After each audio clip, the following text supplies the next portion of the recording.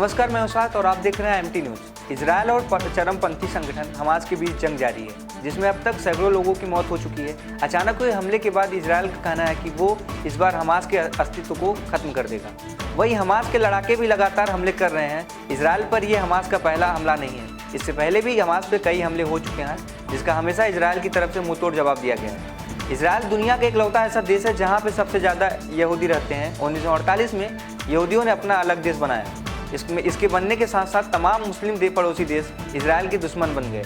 Israel पर कई बार हमले भी हुए, लेकिन इस छोटे से देश ने अपनी ताकत को इतना मजबूत कर लिया कि कभी दुश्मन इसका कुछ बिगाड़ नहीं पाए।